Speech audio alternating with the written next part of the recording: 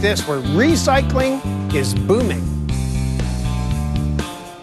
Right now, a story, though, about alternative energy. What do you think of when you hear that? Wind, solar power, geothermal. But you know, there's a lot of energy that happens in day-to-day living that never gets captured. And we met a club owner in the UK who's applied that principle to his dance floor. Now here's a nightclub that gives a new, literal, global meaning to staying alive. But can a little Saturday Night Fever really stop climate change and save the Earth? At London's Club for Climate Disco, called Surya, where the dancers hold all the power, the answer is a ground-shaking yes.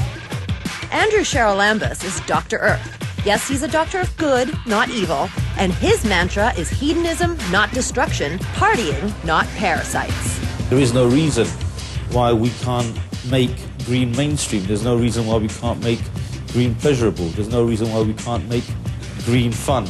In fact, I would go as far as to say is that we have to.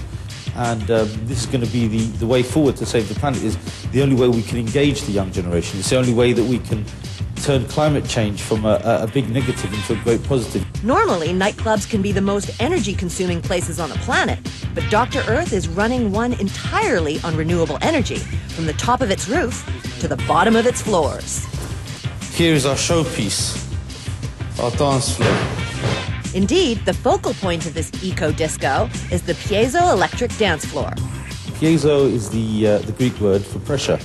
Effectively, what happens on the dance floor behind us here is that you've got crystals underneath the floor, and as people impact on the dance floor, the crystals divert towards a battery which creates a current which then powers up aspects of the floor. Power-generating blocks beneath the floor are made of quartz crystals and ceramics, which when compressed produce a small electrical current which is fed to nearby batteries. This process is known as piezoelectricity. So the more dancers shake their booty, the more electricity is generated to power the dance floor. Talk about power to the people. What we're trying to do is create an avenue for thought, this early stage conceptual technology.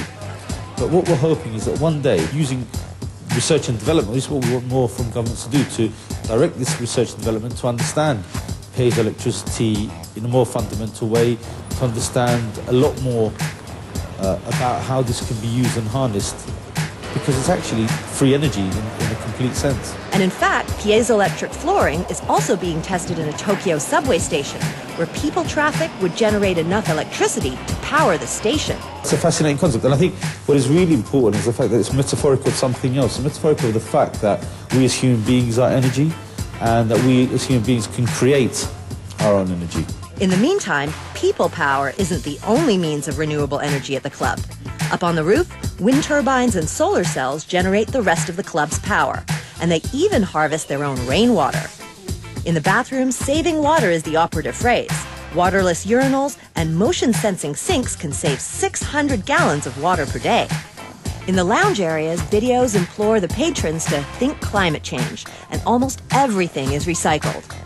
From the walls made up of old records, CDs, newspapers, and pictures, to the tables created from recycled magazines, and even the sofa made from a reinvented bathtub. Effectively, this club is made up of rubbish.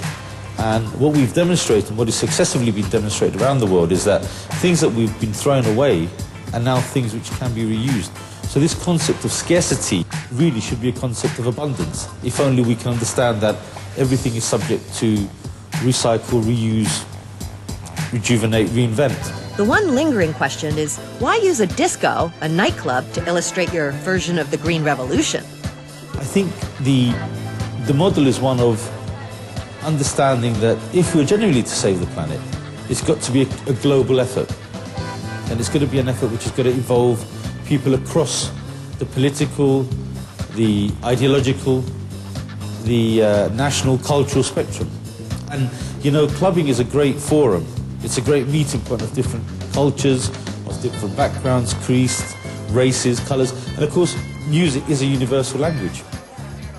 A simple reminder, essentially, that when it comes to climate change, we are family.